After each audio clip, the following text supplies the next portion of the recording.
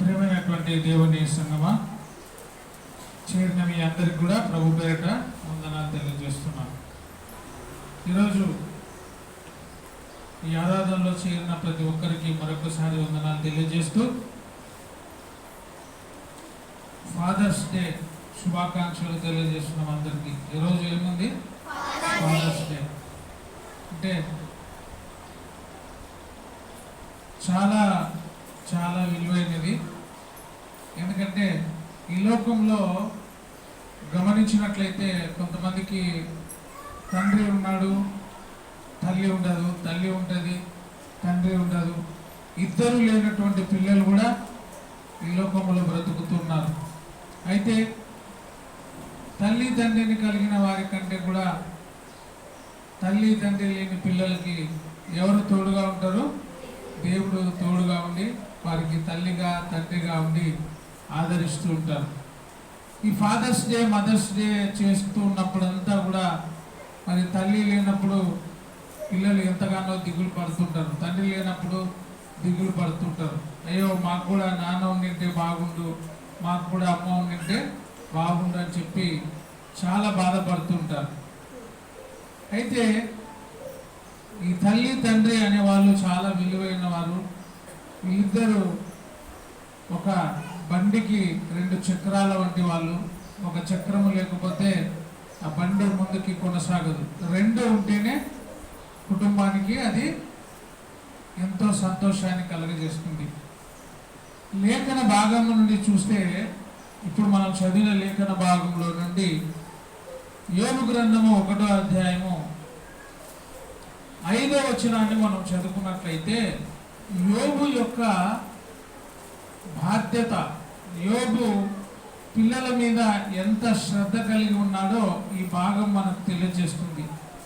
వారి వారి విందు దినములు పూర్తి కాగా యోబు తన కుమారులు పాపము చేసి తమ హృదయములో దేవుని దూషించిరేమో అని వారిని పిలువనంపి వారిని పవిత్రపరిచి అరుణోదయమున లేచి వారిలో ఒక్కొక్కరి నిమిత్తమై దహన బలి నర్పించుచు వచ్చెను. యోబు నిత్యము అలాగున చేయుచుండెను. యోబు ఈ లేఖన భాగమును చూస్తే తన కుమారులు ఎక్కడ పాపము చేస్తారో చేసి ఉన్నారు అని కాదు, ఎక్కడ పాపము చేస్తారో అని ఆ పాపము చేయకుండా వాళ్ళ నిమిత్తము ఏం చేసేవాడంటే ప్రతిరోజు ఇలాగూ ఏం చేసేవాడు? నిత్యము చేసేవాడు. అలాగున నిత్యము చేసేవాడు. అంటే తన పిల్లలు పాపము చేస్తారేమో అని వారి నిమిత్తమై దేవునికి దహన బలిని అర్పించేవాడు. అరుణోదయమున లేచి వారి నిమిత్తమై దహన బలిని అర్పించుచు వచ్చాను. అంటే చాలా జాగ్రత్త కలిగిన వాడుగా ఉన్నాడు ఈ పిల్లల విషయమై. ఆ పిల్లలు ఎక్కడ పాపం చేస్తారో అని ఎక్కువ దిగులు ఎవరికి ఉంది?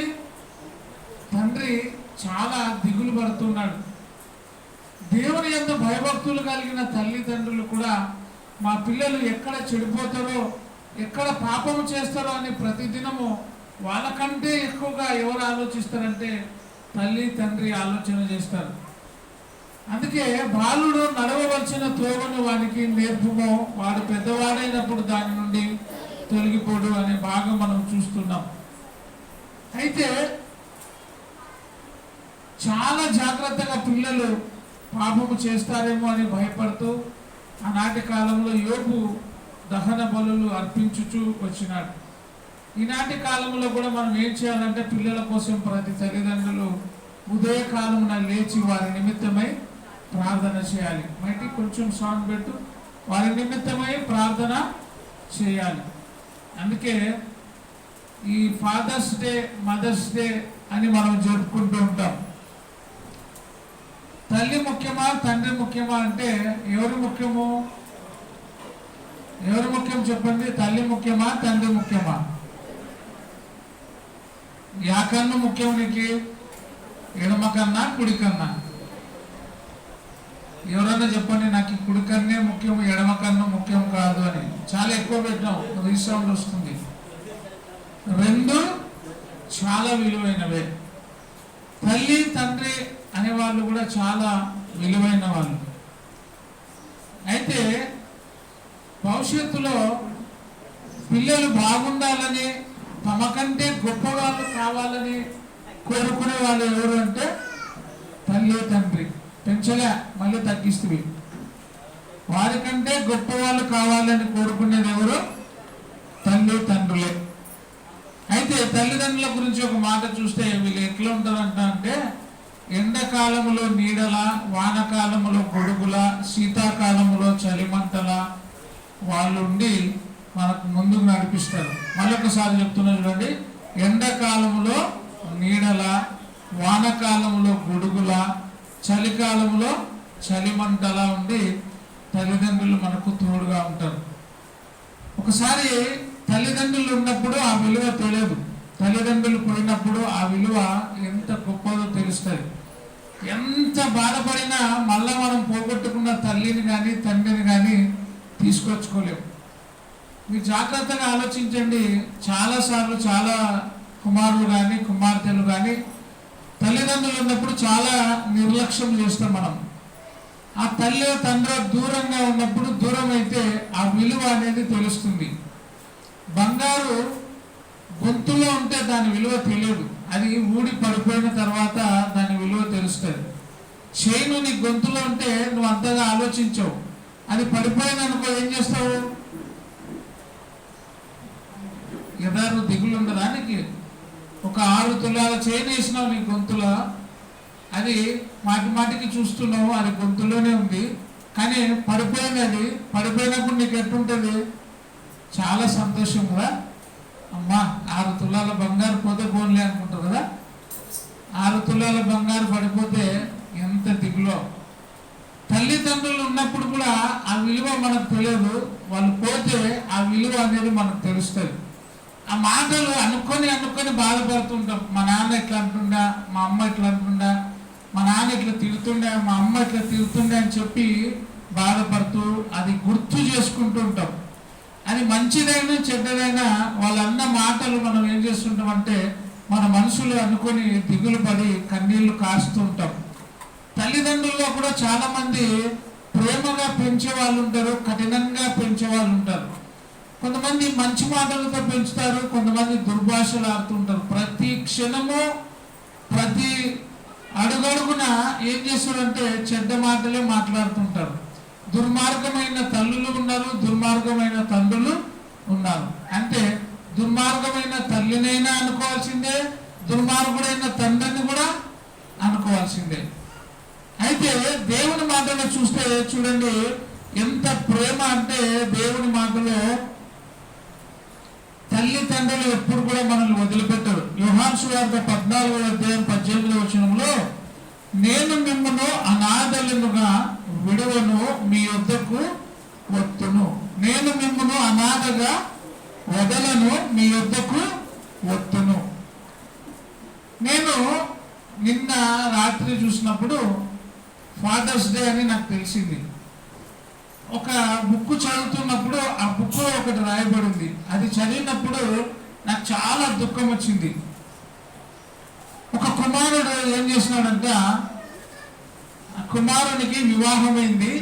వివాహమైన తర్వాత ఆ కోడలు అత్త ఇద్దరు ఎట్లా ఉండేవాళ్ళంటే చాలా ప్రేమగా ఉండేవాళ్ళు. ఆ ప్రేమగా ఉండే వాళ్ళలో కొద్దిగా పొరపొక్కలు వచ్చినాయి. వచ్చినప్పుడు ఏం చేసిందంట, ఆ కోడలు ఏం చెప్పిందంటే, మీ అమ్మ బాధ నేను భరించలేను, నాకు నువ్వేం చేయాలంటే ఏం చేస్తావో ఏమో, మీ తల్లిని చంపేసే ఏం చెప్పేసింది. కొడుకుకి ఏం చెప్పింది, మీ తల్లిని చంపేసేయి, చంపి ఆ గుండె తీసుకొని రా నాకేం చెప్పిందంట. మీ అమ్మని చంపి మీ అమ్మ గుండె తీసుకురా నాకేం చెప్పింది. వీడు పోయి ఆ అమ్మ అక్కడ ఉన్నప్పుడు పోయి కత్తి తీసుకొని అమాంతంగా ఆమెను పొడిచి ఆమె గుండె తీసుకొని చేతిలో పరిగెత్తుకొని వస్తున్నాడంట. ఆ గుండె తెచ్చి ఎవరికి ఇవ్వాలా? భార్య అడిగింది కదా, భార్యకి ఇవ్వాలి. ఆ గుండెను తీసుకొని వచ్చేటప్పుడు ఆ కొడుకు కొంచెం కాలు తట్టుకొని కింద పడడానికి వెళ్ళినప్పుడు ఆ గుండె అంటుందంట, నానా జాగ్రత్త కింద పడేవు అని. ఏమనింది? నాయనా జాగ్రత్త, కింద పడేవు, నువ్వు కింద పడితే నేను తట్టుకోలేను అనింది. ఏమనింది? వాళ్ళ అమ్మను చంపి ఆ గుండె తీసుకొని పోతుంటే కూడా తల్లి గుండె ఎవరి గురించి ఆలోచిస్తుంది? కొడుకు గురించి ఆలోచిస్తుంది. అది చదివినప్పుడు నా మనసు చాలా వేదన పడి వచ్చింది. అంటే తల్లి తండ్రుల యొక్క మనస్తత్వం ఎంత గొప్పదో చూడండి. ఆ గుండె ఏమంటుంది చెప్పండి? నానా జాగ్రత్తరా, కింద పడేవో అంటుంది. అంటే అంత కఠినంగా వాళ్ళ అమ్మను చంపి ఆ గుండె తీసుకొని పరిగెత్తుతూ ఉంటే ఆ ఆడ నా భార్య మళ్ళీ ఏమంటుందని చాలా స్పీడ్గా పరిగెత్తుతున్నాడంట. ఆ కాళ్ళు తట్టుకొని కింద పడడానికి పోయేటప్పుడు అంటుందంట, జాగ్రత్త, నువ్వు కింద పడేవు అనింది. అంటే ఎంత ప్రేమ చూడండి, తల్లి తండ్రుల ప్రేమ చాలా విలువైనది. అందుకే దేవుడు అంటున్నాడు, నేను మిమ్మల్ని అనాథలుగా విడువను. తల్లి తండ్రుల ప్రేమ అది పరిమితి కలది, కానీ దేవుని ప్రేమ దానికి పరిమితి లేదు. తండ్రి అయిన దేవుని ప్రేమకు పరిమితి లేదు. తండ్రి అయిన దేవుడు మనల్ని ఎంత ప్రేమించినాడంటే తన ప్రియ కుమారుణ్ణి ఈ లోకానికి పంపించినాడు. అంటే ప్రాణము ఇచ్చునంతగా, శిలువలో రక్తము కార్చునంతగా దేవుడు మనల్ని ప్రేమించినాడు. అందుకే ఆయన అంటాడు, నేను మిమ్మల్ని అనాథలనుగా విడువను. తల్లిదండ్రులను అనాథలుగా మనం చేస్తాం, కానీ తల్లి తండ్రి మనల్ని అనాథలుగా విడువరు. ఆ క్యాప్చర్, ఆ మాట నేను నిన్న బుక్లో చదివినప్పుడు చాలా నాకు కన్నీళ్ళు వచ్చినాయి. అంటే ఆ తల్లి గుండె ఎంత వేదన, ఎంత అంటే ఆ కుమారుడు ఆమెను చంపినా కూడా ఆమె గుండె మాత్రము ఎవరి గురించి కొట్టుకుంటుంది? కొడుకు గురించే. జాగ్రత్త నాన్న, నువ్వు కింద పడేవరా, బాగా పరిగెత్తు అని చెప్తుంది.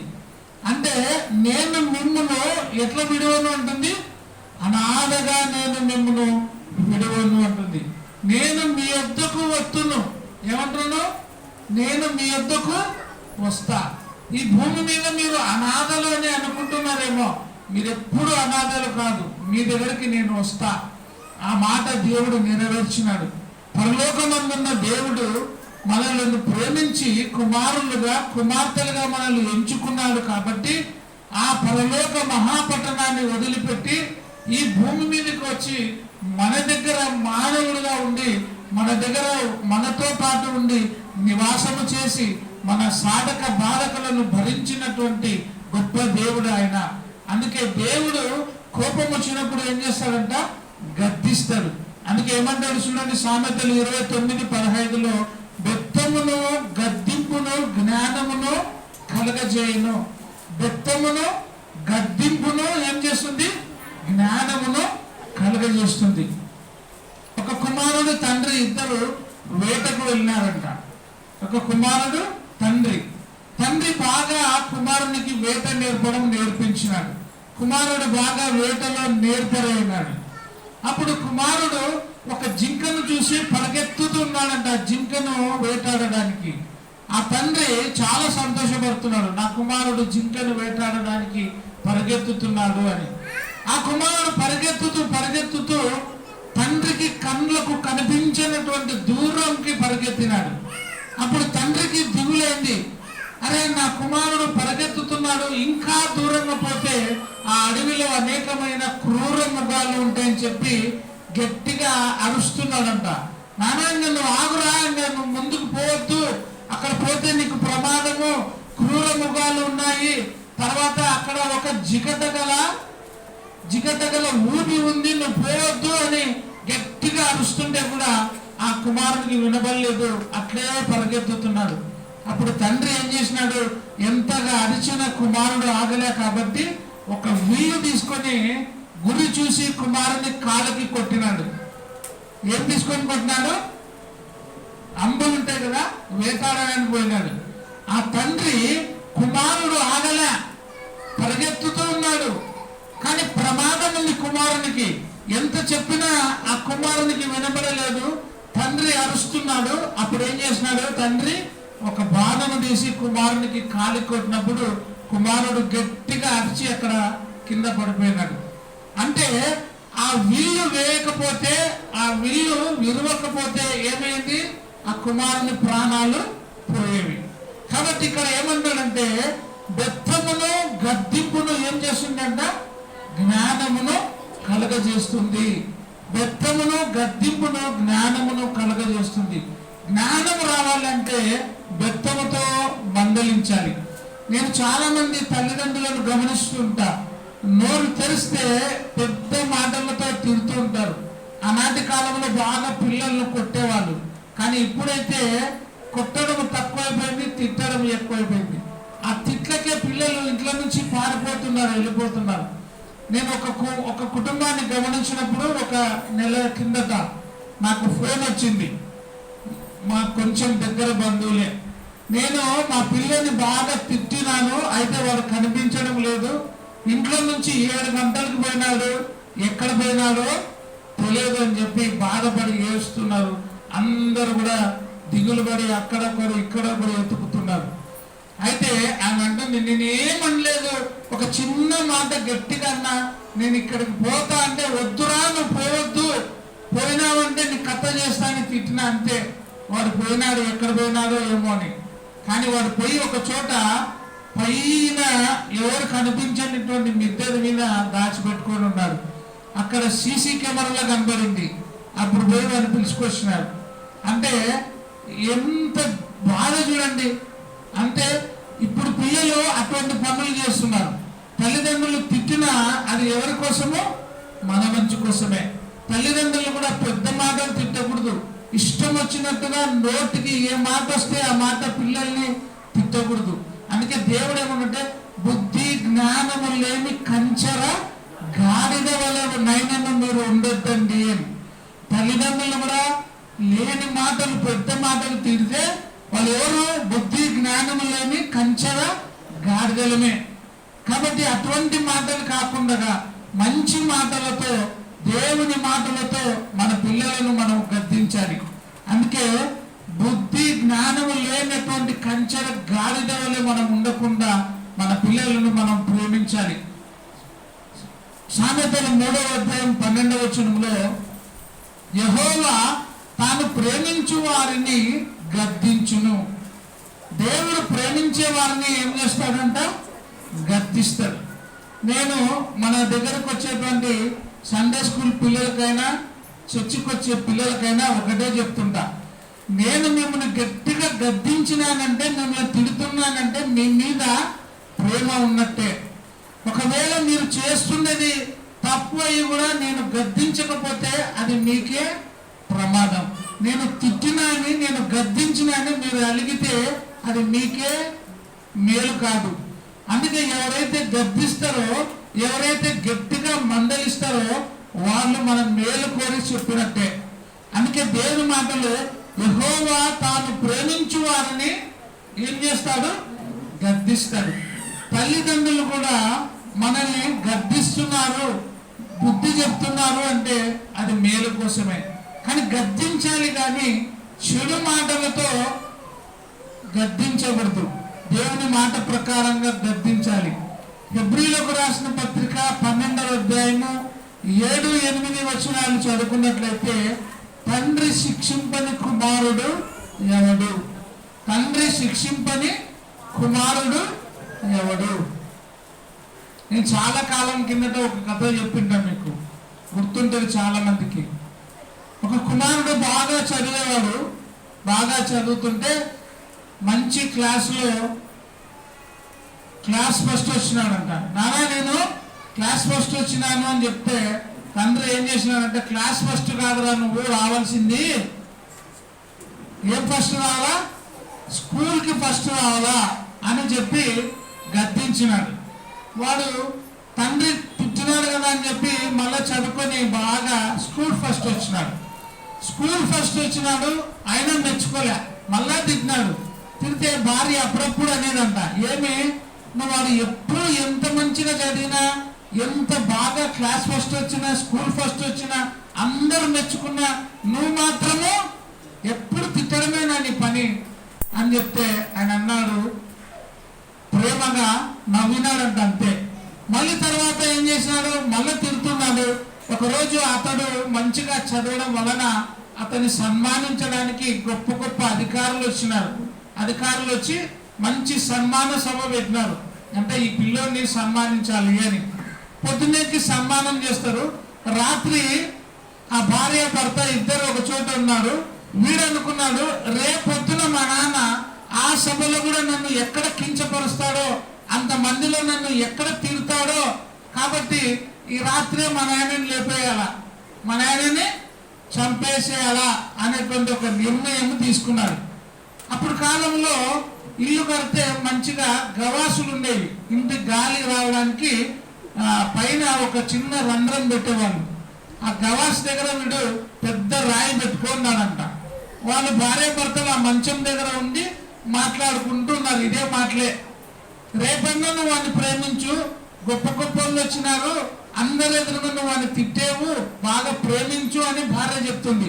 అప్పుడు ఆయన అన్నాడు, బుద్ధి ఏందానా, నీవు ఎప్పుడు సంతోషపడుతున్నావు మనసులా, నువ్వు ఎప్పుడు పైకి బాగా సంతోషపడి చెప్తున్నావు, నేను నా మనసులో ఎంత సంతోషపడుతున్నానో అది నీకు తెలియదు. నేను వాడిని క్లాస్ ఫస్ట్ వచ్చినప్పుడే మెచ్చుకునింటే ఈరోజు ఇంత గొప్పవాడు అయ్యేవాడు కాదు. ఇంత గొప్పగా వాడు కావాలనే నేను వాడిని చిన్నగా తిడుతూ వచ్చినాను అని చెప్పినాడు. అప్పుడు ఆ మాటలు విన్న కొడుకు కంట్లలో నీళ్లు కారుస్తూ ఆ రాయి పక్కకు పడేసి కిందికి వచ్చి వాళ్ళ నాన్న కాళ్ళు కట్టుకొని వేస్తున్నాడంట. నానా, నువ్వు ఇంత ప్రేమ నీ మనసులో పెట్టుకునేది నాకు తెలియదు. నువ్వు ఎప్పుడు దుర్మార్గునివి, నువ్వు ఎప్పుడు కూడా నన్ను తిడుతున్నావని అనుకున్నానే తప్ప నా మీద నీకు ఇంత ప్రేమ ఉందని ఈనాడు కూడా నేను అనుకోలేదు అని ఆ రాయి పడేసి తండ్రి కాళ్ళు పట్టుకొని ఏడ్చినాడు.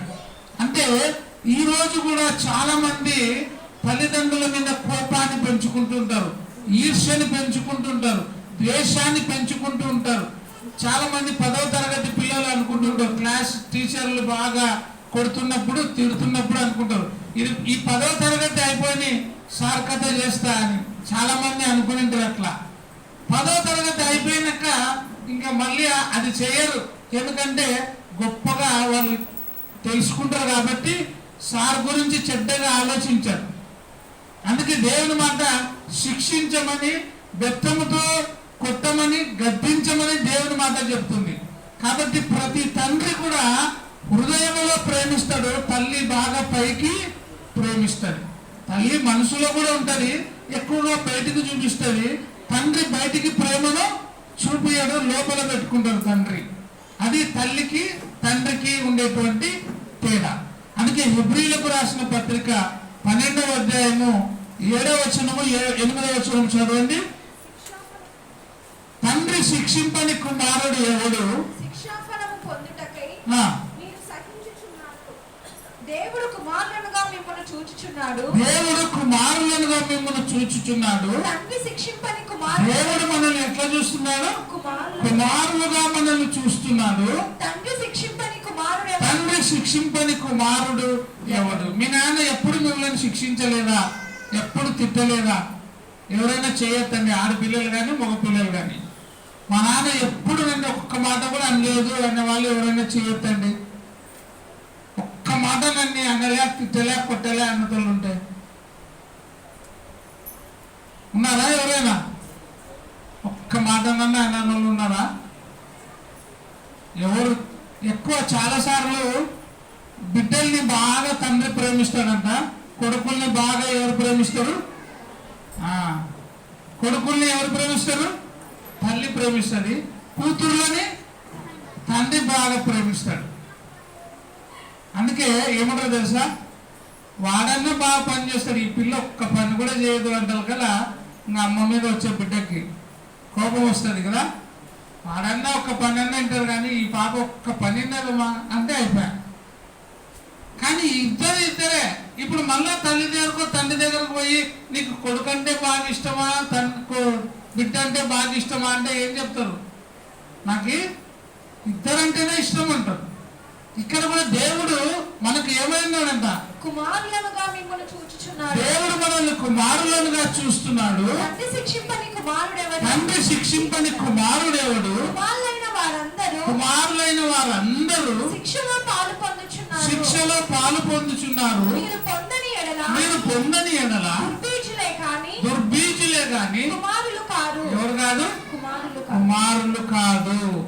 మీరు శిక్షను పొందకపోతే మీరు దుర్బీజులే గాని కుమారులు కాదు. బాగా రోజు కొడితే కూడా వాడు ఏమవుతాడు తెలుసా? మూర్ఖుడుగా అవుతాడు. మీ పిల్లల్ని రోజు కొడితే మూర్ఖుడు అవుతాడు వాడు. రోజు తిడితే మూర్ఖుడు అవుతాడు. బిడ్డ కానీ కొడుకు కానీ ప్రతిరోజు నువ్వు తిడుతూ ఉంటే వాళ్ళు ఏమవుతారు? విని విని విని విని మూర్ఖులై నీ మీదకే తిరగబడతారు. ప్రేమించేటప్పుడు ప్రేమించాలా, శిక్షించేటప్పుడు శిక్షించాలా. నీ కొడుకు నీ కూతురు ఒక మంచి పని చేస్తే వాళ్ళని మెచ్చుకోవాలా. చెడు చేసినప్పుడు తిట్టాలా, మంచి చేసినప్పుడు వాళ్ళని పొగడాలా. ఎప్పుడు పొగిడితే కూడా చెడిపోతారు, ఎప్పుడు తిడితే చెడిపోతారు. నువ్వు ఎప్పుడు పొగడొద్దు, ఎప్పుడు తిట్టొద్దు. మంచి చెడులు అనేది దేవుడు పెట్టినాడు.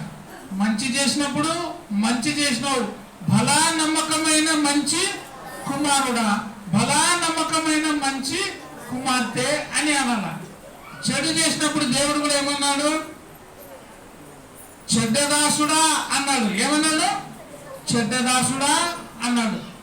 మనం కూడా మన పిల్లలు తప్పు చేసినప్పుడు వారిని మందలించాలా, చెడు చేసినప్పుడు మందలించాలా, మంచి చేసినప్పుడు మెచ్చుకోవాలి. నిజంగా నేను మళ్ళీ ఏం చెప్తున్నంటే, తండ్రి తల్లి లేని వాళ్ళ పరిస్థితి చాలా బాధాకరమైనది. ఇక్కడ చాలా మందికి తల్లిదండ్రులు ఉన్నాం కాబట్టి బాగా మనకు ఆ విలువ తెలియదు. తల్లి తండ్రి కోల్పోయిన వాళ్ళ పరిస్థితి చాలా బాధాకరంగా ఉంటుంది. వాళ్ళు అనుకుంటారు మనసులో, మా నాన్న ఉండింటే బాగుండు, మా అమ్మ ఉండింటే బాగుండు, మా అమ్మ నాన్న ఉండింటే బాగుండు అనుకుంటాం. ఉన్న వాళ్ళకి ఆ విలువ తెలియదు. నేను ఇప్పుడే చెప్తే, గొంతులో బంగారం ఉన్నప్పుడు దాని విలువ తెలియదు. అది పడిపోతే దాని విలువ తెలుస్తుంది. అది పడిపోతేనే దాని విలువ, వాళ్ళు లేనప్పుడు దాని విలువ తెలుస్తుంది. అందుకే తండ్రి గురించి చాలా గొప్పగా కవులు గొప్పగా రాసినారు. ఆ మాటలు నేను మళ్ళీ చదువుతా. ఇక్కడ చూస్తే, తండ్రి శిక్షింపని కుమారుడు ఎవడు? కుమారులైన వారందరూ శిక్షలో పాలు పొందుచున్నారు. మీరు పొందని ఎడల దుర్బీజులే కానీ కుమారులు కాదు. 12వ అధ్యాయంలోనే 10వ వచనం. తమకిష్టం వచ్చినట్టు మనలను శిక్షించిరి. వారు కొన్ని దినముల మట్టుకు తమకిష్టం వచ్చినట్లు మనలను శిక్షించిరి గాని మనము తన పరిశుద్ధతలో పాలు పొందవలెనని మనము వాళ్ళ పరిశుద్ధతలో పాలు పొందవలెనని మన మేలు కొరకే ఆయన శిక్షించుచున్నాడు. పిల్లలు 12 సంవత్సరాలు 15 సంవత్సరాలు దాటిన తర్వాత స్నేహితుల్లాగా ఉండాలంట పిల్లలతో. ఎట్లా ఉండాలా? మన పిల్లలు మనతో అన్ని పంచుకునేటట్టు ఉండాలి. ఒక వయసు వచ్చిన తర్వాత పిల్లలు తల్లిదండ్రులతో అన్ని విషయాలు పంచుకోవాలి. బాధ అయినా కష్టమైనా నీతో చెప్పుకునేటట్టు ఉండాలా. నీ పిల్లలు నీతో వాళ్ళ బాధను చెప్పుకోవాలి, వాళ్ళ కష్టము చెప్పుకోవాలి. వాళ్ళ బాధ కష్టము నీతో చెప్పలేకపోయినప్పుడు వాళ్ళు ఏమవుతారంటే ఇతరులతో స్నేహం చేస్తారు, ఇంకా ఇతరులతో ప్రేమను పంచుకుంటారు. నీ ప్రేమ వాళ్ళకు దక్కనప్పుడు, తల్లిదండ్రుల ప్రేమ పిల్లలకు దక్కనప్పుడు ఏమవుతారంటే ఇతరులను ప్రేమిస్తారు. ఇతరుల మీద వాళ్ళ మనసు వెళ్ళిపోతాడు. అందుకే తల్లిదండ్రులు ఏం చేయాలంటే పిల్లలను ప్రేమించాలి. ఆ పిల్లలు నీతో వాళ్ళ బాధను వాళ్ళ కష్టాన్ని నీతో చెప్పుకోవాలి. ఇది నా బాధ, ఇది నా కష్టము అని నీతో చెప్పుకునేటట్టు ఉండాలి. ఒక స్నేహితునితోనే ఒక స్నేహితుడు ఏం చెప్పుకుంటాడు? బాధ కష్టము చెప్పుకుంటాడు. అవునా కదా? ఎవరితో చెప్పుకోలేను, ఎవరితో చెప్పుకుంటారంట? స్నేహితులతో చెప్పుకుంటారు. మనము కూడా ఒక స్నేహితుల్లా ఉండాలి. మన పిల్లలతో ఒక స్నేహితుల్లా ఉండాలి. చిన్న వయసులో చాలా కఠినంగా ఉండాలి. ఆర్మీలో పెంచుతారు చూడు, అట్లా పెంచాలా. వాళ్ళు పెరిగినప్పుడు స్నేహితుల్లాగా కావాలా. వాళ్ళు చిన్న వయసులో ఉన్నప్పుడు ఆర్మీలో కఠినంగా శిక్ష చేస్తారు, అట్లా శిక్షించి పెంచాలా. అప్పుడే వాళ్ళు కరెక్ట్గా వస్తారు లైన్లోకి. అందుకే ఇక్కడ ఏమంటాడంటే మన మేలు కొరకే వాళ్ళు మనలను శిక్షించుచున్నారు, కానీ మనము తన పరిశుద్ధతలో పాలు మనము పొందవలెను. తన పరిశుద్ధతలో పాలు పంచుకోవాలని వాళ్ళు మనలను మన మేలు కొరకే మన మేలు కొరకే వారు మనల్ని ఏం చేస్తున్నారు? శిక్షించుచున్నారు. శిక్షించుచున్నారు. ఎవరి మేలు? మన మేలు. మన మేలే. మనం బాగుపడాలని, మనం గొప్ప వాళ్ళం కావాలని. ఏ తండ్రి కూడా సపోజ్ రిక్షా దొక్కుతుంది కదా, అప్పుడు రిక్షా దొక్కే తండ్రి నా కొడుకు కూడా రిక్షా దొక్కాలని ఎవరైనా కోరుకుంటారా? ఆటో నడిపే తండ్రి నా కొడుకు ఆటో నడపాలని ఎవరైనా కోరుకుంటారా? నా కొడుకు ఆటో నడిపే తండ్రి కూడా నా కొడుకు విమానం నడపాలని కోరుకుంటారు, కానీ ఆటో నడపాలని కోరుకోడు. ప్రతి తండ్రి ప్రతి తల్లి ఆశ వాళ్ళ పిల్లలు గొప్ప స్థితిని పొందుకోవాలని. ఆ స్థితిని పొందుకోవాలంటే మన పిల్లల కోసం మనం ప్రార్థన చేయాలి, మన పిల్లలను మనం ప్రేమించాలి. తల్లిదండ్రులు కూడా అదే విధంగా పిల్లల మీద ప్రేమను పెంచాలి. వాళ్ళ మీద కోపాన్ని పెంచకూడదు, ప్రేమను పెంచాలి. ఇంట్లో భార్య భర్త ప్రతిరోజు వాదులాడుతూ ఉన్నారనుకోండి, పిల్లలు కూడా ఏమవుతారు? అదే తీసుకుంటారు, అదే రిసీవ్ చేసుకుంటారు. రేపొద్దున వాళ్ళకు పెళ్లి చేస్తే వాళ్ళు కూడా భర్తతో ఇదే స్టార్ట్ చేస్తారు. కాబట్టి మనము మాదిరికరంగా మన పిల్లలకు ఉండాలి. అందుకే వాక్య ప్రకారంగా వాళ్ళ పిల్లలను, మన పిల్లలను, వాళ్ళ పిల్లలు అంటే ఎవరు? అంటే ఎవరైతే వింటున్నారో వాళ్ళ పిల్లలు, మనము మన పిల్లలను అందరము వాక్య ప్రకారంగా వాళ్ళను పెంచాలి. అదే మనకు మేలు కలుగుతుంది. సామెతలు 29వ అధ్యాయము 17వ వచనం. నీ కుమారుని శిక్షించిన ఎడల నిన్ను సంతోషపరచు. అతడు నిన్ను సంతోషపరచును, మనసునకు ఆనందము కలుగచేయును. అతడు నీ మనసులకు ఆనందమును కలగజేయును. శిక్షిస్తే ఏం చేస్తాడు? సంతోషాన్ని కలగజేస్తాడు. శిక్షించకుంటే సంతోషం రాదు. అందుకే వాళ్ళను మనము శిక్షించే వాళ్ళుగా ఉండాలి. ఒక కవి రాసినటువంటి చదువుతో చూడండి, నేను తండ్రి గురించి రాసినాడు. ఒక తండ్రిని కోల్పోయిన కుమారుడు బాధతో రాస్తున్నటువంటి కవి చూడండి, ఏమన్నాడంట? నాన్న, నీవు కోపముతో మాట్లాడుతుంటే ప్రశాంతత నీకు తెలియదు అనుకున్నా. నాన్న, కళ్ళు ఎర్రగా చేసి నన్ను బిర్రుగా చూస్తుంటే నీది కాఠిన్య హృదయమేమో అనుకున్నా. మౌనంగా నీవు ఉన్నప్పుడు నేనంటే నీకు ఇష్టము లేదేమో అనుకున్నా. ఆకలిని తీరుస్తుంటే బానిసలుగా నన్ను చూస్తున్నావని బాధపడ్డా. నాన్న నాన్న నాకిప్పుడు అర్థమైంది. నాన్న నాన్న నాన్న నాకిప్పుడే తెలుస్తుంది. నాన్న, నా భావి తరం కోసం నీవు పడిన ఆరాటమని ఇప్పుడే తెలుస్తుంది. నాన్న నాన్న నీవు ఉన్నప్పుడు అనేవాడివి నిన్ను గొప్ప స్థితిలో చూడాలని ఉంది అని. నాన్న, ఇప్పుడు నేను అదే స్థితిలో ఉన్నాను, కానీ నీవు లేవు నాన్న నన్ను చూడడానికి. ఎంత మనసు వేదనతో చెప్తున్నాడు. నాన్న, నువ్వు నన్ను తిట్టిన ప్రతిసారి నీ మనసు కఠినమేమో అనుకున్నాను, కానీ నీ మనసు కఠినం కాదు. నువ్వు తిట్టినది ఎవరి కోసమో? అది నా కోసమే. నిజంగా ప్రతి తల్లి ప్రతి తండ్రి తిడుతూ ఉంటారు, అంటే మనం తప్పు చేసినప్పుడు మందలిస్తూ ఉంటారు, అది మేలు కోసమే. అందుకే మనము మన తల్లిదండ్రులను ప్రేమించాలి, తల్లిదండ్రులు పిల్లలను ప్రేమించాలి. అందుకే ఎఫెసీయులకు రాసిన పత్రిక 6వ అధ్యాయము 1-2 వచనాలు ఏముంది చూడండి.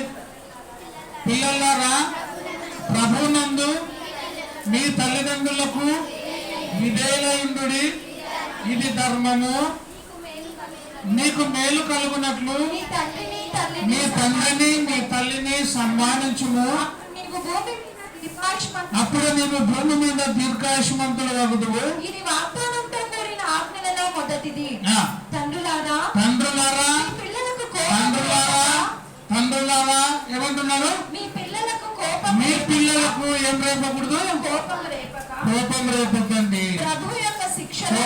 దేవుడు భూత వర్తమాన భవిష్యత్ కాలాన్ని ఎరిగినవాడు కాబట్టి ముందుగానే రాసినాడు. తండ్రులారా, మీ పిల్లలకు ఏం రేపకూడదు? ఎప్పుడే కానీ మీరు ఇంట్లో నుంచి వెళ్ళిపో అనే మాట అనొద్దండి పిల్లల్ని, ఆడపిల్లలు కానీ మగ పిల్లలు కానీ. కోపం మీకు లేపినప్పుడు పో ఇంట్లో నుంచి వెళ్ళిపో అని అన్నారంటే ఇప్పుడు ఖచ్చితంగా పిల్లలు వెళ్ళిపోతారు. మీ పిల్లలు కూడా మీ తల్లిదండ్రులను బెదిరియొద్దండి. నువ్వు కానీ అట్లా తిడితే నేను ఇంట్లో నుంచి వెళ్ళిపోతా అనే మాట మీరు కూడా అనొద్దండి. ఎందుకంటే మీ తల్లిదండ్రులు కూడా బాధపడతారు. నీవు ఇంట్లో నుంచి పోకూడదు, వాళ్ళు నిన్ను ఇంట్లో నుంచి పోమని అనకూడదు. ఎంత కష్టం వచ్చినా నీవు తల్లితోనే తండ్రితోనే ఉండాలా, ఎంత కష్టం వచ్చినా నీ పిల్లలు నీతోనే ఉంచుకోవాలి. అందుకే ఈ మాట ఎప్పుడు కూడా మీ పిల్లలతో అనొద్దండి. నువ్వు ఇంట్లో నుంచి వెళ్ళిపో, నువ్వు వద్దుపో మాకి అని మాత్రం అనొద్దండి. పిల్లలు కూడా కోపం వచ్చినప్పుడు మీ నాన్న మీ అమ్మ నిన్ను తిట్టినప్పుడు నేను ఇంట్లో నుంచి వెళ్ళిపోతా అనే మాట అనొద్దండి. ఎందుకంటే దేవుని మాట చెప్తుంది. ఏం చదవం మళ్ళొకసారి చదువు అది. తండ్రులారా మీ పిల్లలకు ఏం రేపొద్దండి? కోపము రేపక ప్రభు యొక్క శిక్షలోను బాధలోను పెంచండి. బోధలు అనుందా? బాధ అనుందా?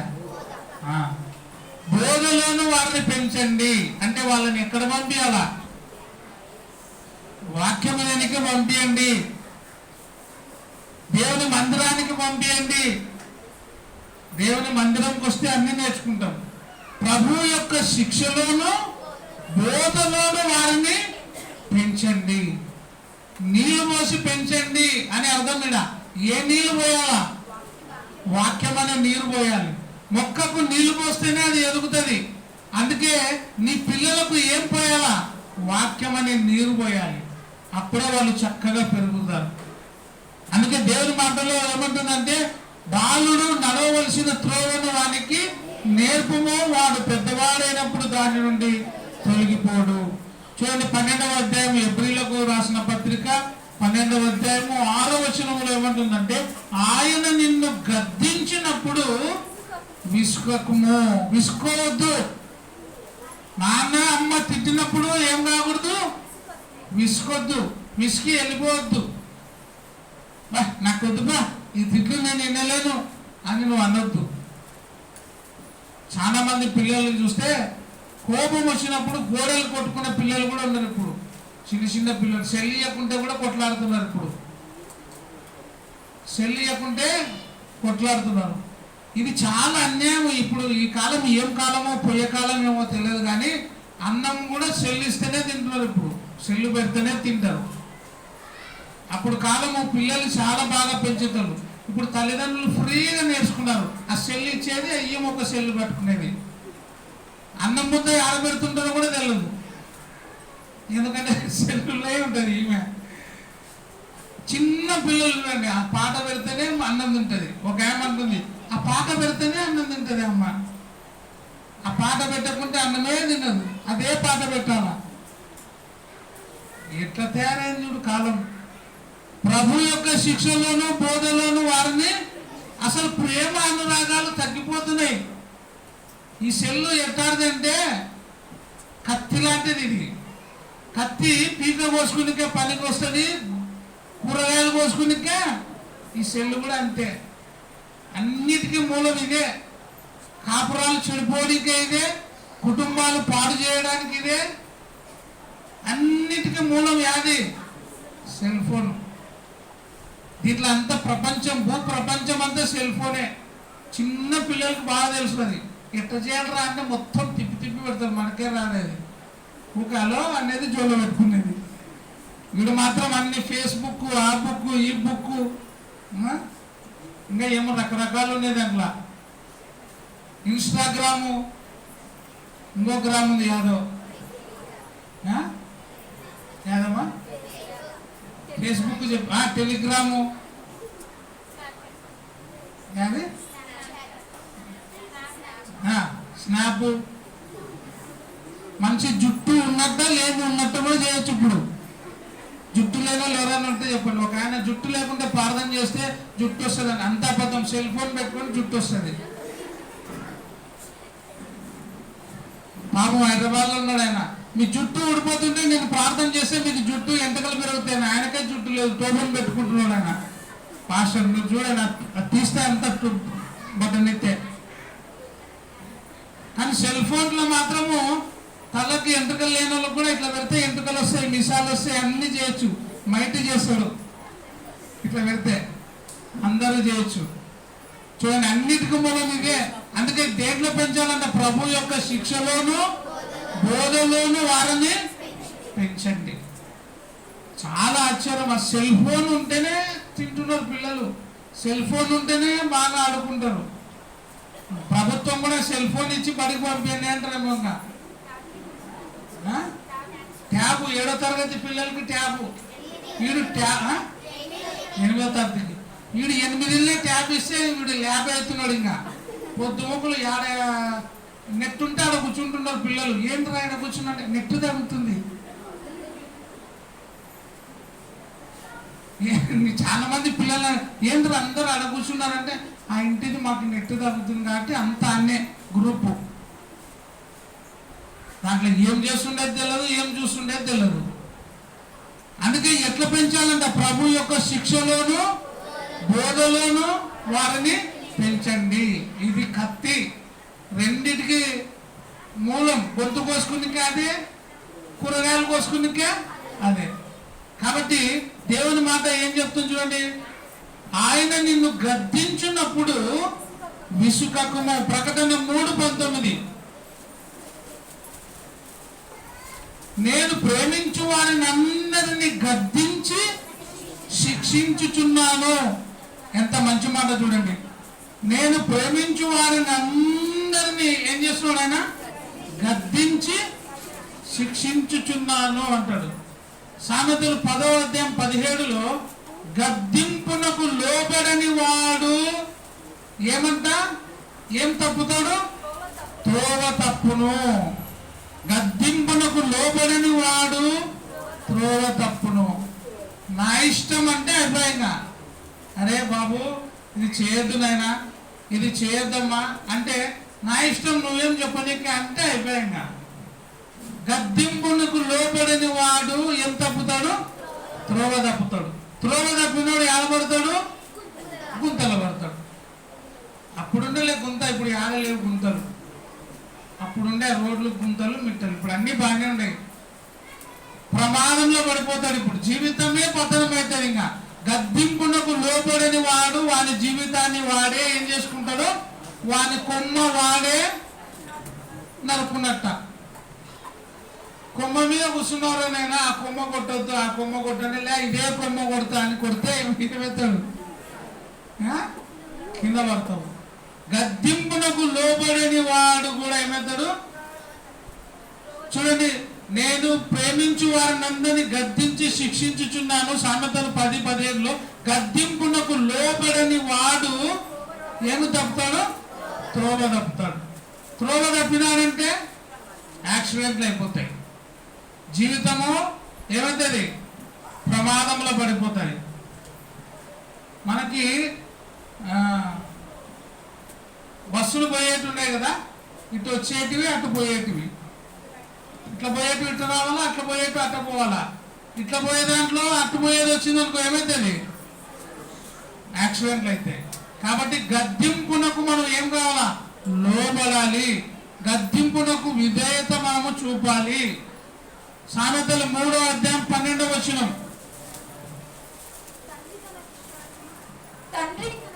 తండ్రి తనకిష్టమైన కుమారుని గద్దించు రీతిగా యెహోవా తాను ప్రేమించు వారిని గద్దించును. యెహోవా తాను ప్రేమించు వారిని గద్దించును. ఏం చేస్తాడు? గద్దిస్తాడు. దేవుడు తాను ప్రేమించే వారిని గద్దించేవాడై ఉన్నాడు. సామెతలు 29:17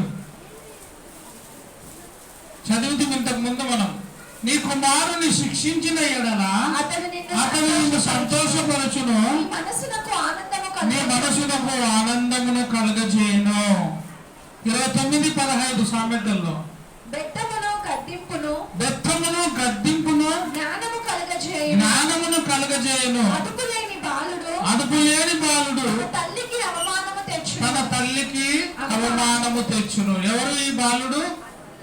అదుపు లేని బాలుడు. అంటే నేను మొదటిగా చెప్తుంది కదా, భయము లేని బాతు. ఏడబెడతాడు గుడ్డు? సామెత తెలిసిన వాళ్ళు చెప్పండి కొంచెం. భయము లేని బాతు బజార్లో ఏం చేస్తుంది? గుడ్డు పెడుతుంది. ఇంట్లో తింటుంది, ఇది 6 వేలు గుడ్డు పెడుతుంది. ఎందుకంటే దీనికి భయం లే. అదుపు లేని బాలుడు కూడా ఏం చేస్తాడంట? చదవమని తప్పిత. అదుపు లేని బాలుడు తన తన తల్లికి దుఃఖము అవమానము తెచ్చును. తన తల్లికి అవమానము తెచ్చును. 71వ కీర్తన 17వ వచనం. దేవా బాల్యము నుండి నీవు నాకు బోధించుచు వచ్చితివి. దేవుని మాట వినేవాడు ఏం చెప్తాడంట? దేవా బాల్యము నుండి నీవు నాకు బోధించుచు వచ్చితివి. ఇంతవరకు నీ ఆశ్చర్య కార్యములను నేను తెలుపుచూనే వచ్చితిని. అంటే దేవుని వాక్యం వినేవాడు ఎప్పుడు కూడా ఆశ్చర్య కార్యాలు చూస్తాడు. ఎప్పుడు కూడా దేవుని మాట వినేవాడు ఎక్కడున్నా భయము భక్తి కలిగి బ్రతుకుతాడు. చివరిగా ఒక మాట చదువుకుందాం, 1-2 మాటలు చదువుకుందాం.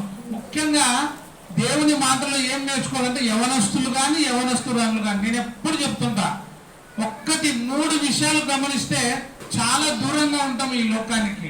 కీర్తనలు 1:1 ఇది ఎప్పుడు మీ మనసులో పెట్టుకోవాలా. ఈ 3 పాటిస్తే లోకానికి దూరంగా ఉంటాం, చెడుకు దూరంగా ఉంటాం.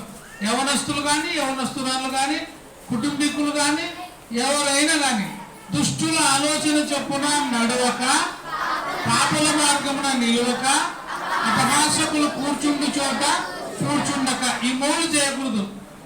1 ఏం చేయకూడదు? దుష్టుల ఆలోచన చొప్పున నడవకూడదు, పాపల మార్గమున నిలవకూడదు, అపహాసకులు కూర్చుండు చోట కూర్చోకూడదు. ఈ 3 చేస్తే లోకానికి దూరంగా ఉంటాం, తల్లిదండ్రులకు మంచి పేరు తెస్తాం, సంఘానికి సమాజంకి మంచి పేరు తెచ్చే బిడ్డలుగా అవుతాం. ఈ 3 తప్పితే లోకానికి ప్రమాదమే, తల్లిదండ్రులకు ప్రమాదమే, సంఘానికి ప్రమాదమే, నీకు నీవే ప్రమాదం. మందు తాగితే ఎవరికి ప్రమాదం? క్వార్టర్ తాగినారనుకో ఎవరికి ప్రమాదం? నీకే ప్రమాదం. ఇవి కూడా అంతే. దుష్టుల ఆలోచన చెప్పున నడిస్తే, పాపల మార్గంలో నిలిస్తే, అపహాసకులు కూర్చుండు చోట కూర్చుంటే అన్నిటికీ ప్రమాదమే, నీకే ప్రమాదం. కాబట్టి ఈ 3ను మనము ద్వేషించాలి. ఇంకొక మాట చదువుకుందాం. సామెతలు 32వ అధ్యాయం 8 కీర్తనలు 32, 8, 9 వచనాలు. నీకు ఉపదేశము చేసేదను, నీవు నడవవలసిన మార్గమును నీకు నేను బోధించేదను. ఎవరు ఇది చెప్పేది? సంఘం. అయినా నా దగ్గరకు వస్తే నేను నీకు ఈ మాటలు చెప్తా అంటుంది. సంఘం ఏమైంది? సంఘము తల్లి అయింది. అందుకే ఆ తల్లి చెప్తున్న మాట. దేవుడు ఏమైనాడు? తండ్రి అయినాడు. సంఘము తల్లి అయింది. నీకు ఉపదేశము చేసేదను, నీవు నడవవలసిన మార్గము నీకు బోధించేదను. ఎవరు దృష్టి పెడతారు మన మీద? అందరికంటే ఎక్కువ ఎవరు దృష్టి పెడతారు? పిల్లల మీద. ఎక్కడైనా పోయినామనుకో, ఊరికి పోయినామనుకో, నాకు చాలా సార్లు అనిపిస్తుంది, చాలా సార్లు ఒకసారి కాదు, చాలా సార్లు 90 ఏళ్ళ తల్లి ఉన్నా 90 ఏళ్ళ తండ్రి ఉన్నా వాళ్ళకి 105 ఏళ్ళ తల్లిదండ్రులు ఉంటే ఈ 90 ఏళ్ళ తండ్రి తల్లి బయటికి పోతుంటే ఏం చెప్తారు? జాగ్రత్తనైనా అంటారు. అంటే వాళ్ళకి తెలియదా వీళ్ళకి మనమరాళ్ళు అన్నీ పనులు ఉంటాయి. మళ్ళీ వాళ్ళకి ఏం చెప్తారు? వాళ్ళ నాయనాలమ్మ జాగ్రత్తనైనా అంటారు. అవునా కదా? పోతే బయటికి పోతే వాళ్ళని కూడా అడుగుతారు, వచ్చినాడా మీ జైనా అని. వీళ్ళని ఎవరిని? మనలని మనమరాలని అడుగుతారు. పనులోడు ఆయన అడుగుతారు. ఆ ముసలోడు ఏమని? మీ జైనా వచ్చినాడా అని. అంటే ప్రేమ. అవునా కదా? అందుకే ఏమంటారు చూడండి ఇక్కడ, నేను నీకు ఉపదేశము చేసేదను, నీకు బోధించేదను. నీ మీద ఏం పెడతా? దృష్టి. మన మీద దృష్టి. ఏం చేస్తున్నారో నా పిల్లలు కూడా దూరంగా ఉన్నారు. నేనే అనుకుంటుంటా, నా పిల్లలు ఏం చేస్తుంటారు ఈ టైంలో? భోజనం చేసినారా లేదా? పడుకున్నారా లేదా? ఒకవేళ ఆయన తొందర పడుకోండి, తొందరగా తినండి, ఎక్కువ బయట తిరగొద్దండి, తొందరగా ఇంటికి రావాలా, ఆఫీస్ అయిపోతేనే ఇంటికి రావాలా. ఎక్కువ దృష్టి ఎవరి మీద ఉంటుంది? అందరికంటే దృష్టి మన పిల్లల మీద ఉంటుంది. నా మీద దృష్టి ఎవరికి ఉంటుంది? మా నాన్న మా అమ్మకు ఉంటుంది. నాకు పిల్లలు ఉన్నారు కదా, నాకు రేపొద్దున పిల్లలకి నా పిల్లలకి పెళ్ళై నేను తాతని అవ్వనైనా మా నాయన అదే చెప్తాను, నాకు జాగ్రత్త నాయనా, నా బిడ్డని అడుగుతాడు మీ నాయన వచ్చినాడా అని. అవునా కదా? అందుకే దేవుడు అంటాడు నీ మీద దృష్టి ఉంచి నీకు ఆలోచన చెప్పాను, నీకు ఆలోచన చెప్తానైనా. నువ్వు ఆలోచన చెప్పడానికి నా దగ్గరికి రా. నువ్వు నా దగ్గరికి రాకపోతే ఏమైతే మనం బుద్ధి జ్ఞానము లేని గుర్రముల వలనైనను కంచెల గాడిద వలనైనను మీరు ఉండొద్దండి. అట్లా ఉండకుండా ఉండాలంటే మొదటి సమయాలు 12:23లో శ్రేష్టమైన చక్కని మార్గమును మీకు బోధించుదును అని ఉంటది. అక్కడ మొదటి సమయాలు 12:23 నా మట్టుకు నేను మీ నిమిత్తము ప్రార్థన చేయడం మానుట వలన యెహోవాకు విరోధముగా పాపము చేసిన వాడనగుదును, అది నాకు దూరమగును గాక. కానీ శ్రేష్టమైన చక్కని శ్రేష్టమైన, చూడండి ఎంత మంచి మాట, శ్రేష్టమైన చక్కని మార్గమును మీకు బోధింతును. ఎవరు ఇది చెప్పేది? చెడు మార్గాన్ని చెడు బోధన ఎవరు చేయరు. ఎవరు చెప్పేది? తండ్రి తల్లే. ఏం చేస్తారు? శ్రేష్టమైన చక్కని మార్గమును మీకు బోధిస్తా. కాబట్టి తండ్రిని సన్మానించుము, నీ తల్లిని నీ తండ్రిని సన్మానించుము, శ్రేష్టమైన చక్కని మార్గమును మీకు నేను బోధించేదని అంటాడు. కాబట్టి సంఘమును హత్తుకొని సంఘములో ఉండి సంఘము చెప్పే మాటలు మనం వింటే ఆ సంఘము మనకు తల్లి ఉంది, క్రీస్తు మనకి తండ్రి ఉన్నాడు, దేవుడే ఉన్నాడు. కాబట్టి ఆ సంఘాన్ని, ఆ ప్రభువుని మనం హత్తుకొని జీవించి సంఘము మాట, క్రీస్తు మాట మనం వింటూ నడిస్తే మన జీవితం నిరంతరం కూడా ముందుకు కొనసాగుతుంది. అందుకే దేవుని నమ్మిన మనము ప్రతి ఆదివారమున అపోస్తుల బోధయందును సహవాసమందును రొట్టె విరుచుటందును ప్రార్థన చేయటందును ఎడతెగక ఉండాలని వాక్య భాగం ద్వారా తెలియజేస్తూ మరొకసారి మీ అందరికీ ఫాదర్స్ డే శుభాకాంక్షలు తెలియజేస్తూ ముగిస్తున్నాను. Thank you. వందనాలు.